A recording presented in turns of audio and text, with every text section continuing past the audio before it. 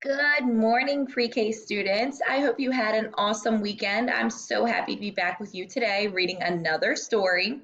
But before we begin, we always want to set our goal for what is expected while we are reading.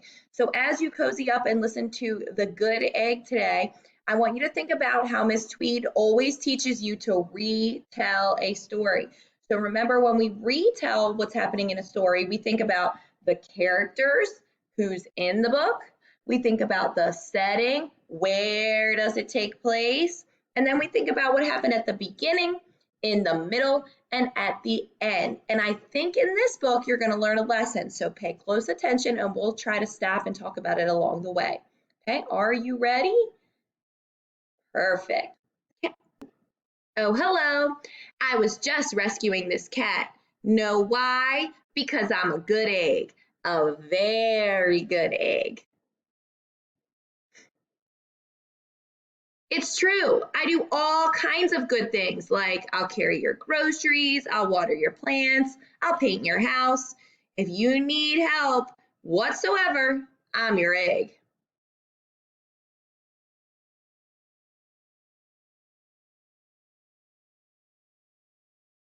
I've always been a good egg. It's been this way from the start. Even in my earliest day, back at the store, there were a dozen of us living together under one recycled roof. There was Meg and Peg and Greg and Clegg and Shell and Shelby and Sheldon and Shelby and Egbert and Frank and another Frank.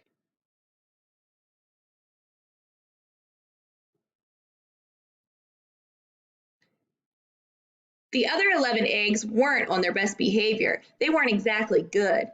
They only ate sugary cereal, they threw tantrums, they cried for no reason, and they broke their stuff on purpose. Meanwhile, I tried to take charge. I tried to fix their bad behavior. I tried to keep the peace because I was a good egg.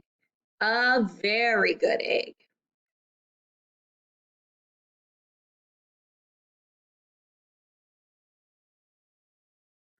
Nobody seemed to care though. Every night I was exhausted. Then one fateful morning, I noticed some cracks in my shell. They were very deep. Oh no, it says kick me. My doctor said it was from all the pressure I was putting on myself, the pressure of making sure everybody was as good as me. So I have a question for you. Who is our main character? You're right. You're looking at him, the good egg. And he's been in a couple different places so far. Can you give me one?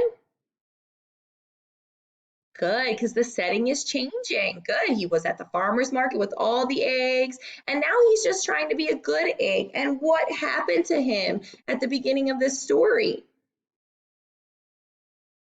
Good. He's always trying to convince everyone else to be the good egg. And so he comes across a problem. And what has happened to our poor egg? He's cracking under the pressure. He's stressed out. He's feeling worried. And I love how this illustrator has used yolk as the blood to give to the egg. That's cracking me up. All right, let's see what continues to happen.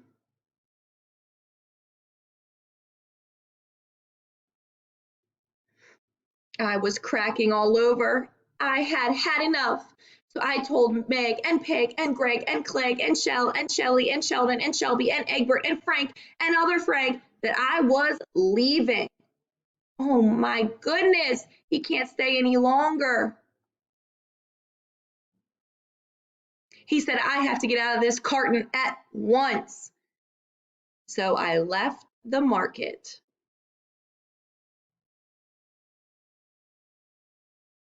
I left that night.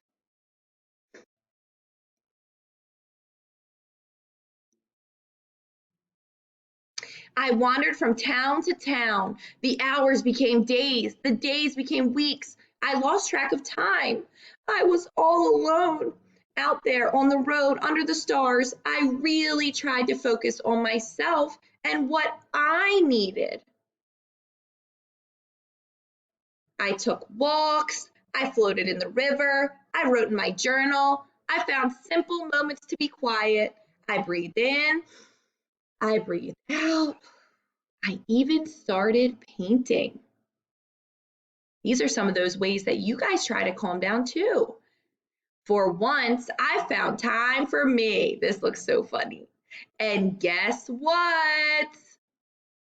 What does it look like happened to him when he really started taking time for himself? So, in the middle of the story, he travels, he leaves all the bad eggs, he stops worrying about them, he writes in his journal, he paints, and what happens in the end? Looks like all of his water gone. Good, I don't see any more cracks. Let's see if we're right. My head no longer felt scrambled. I started to feel like myself again.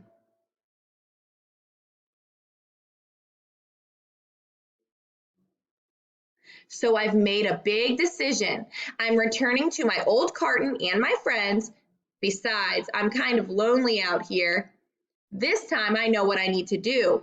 I'll try not to worry so much. I'll be good to my fellow eggs while also being good to myself.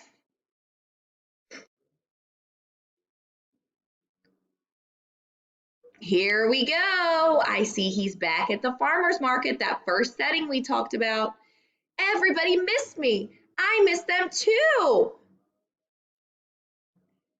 Hello, Meg. Howdy, Peg. Hey, Greg. Hey, guys. What's up? Egbert, what happened to you? How did you crack?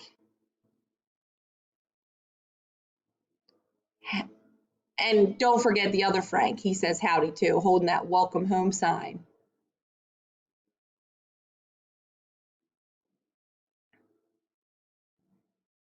Sure, everybody once in a while, somebody's still a little bit bad, but it's not like before.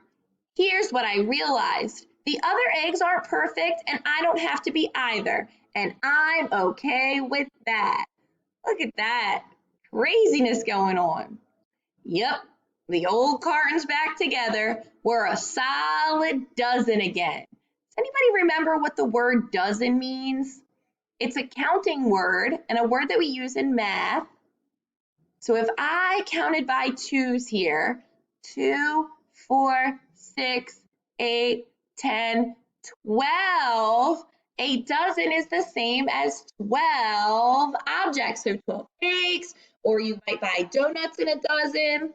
So 12 is the same as 1 dozen.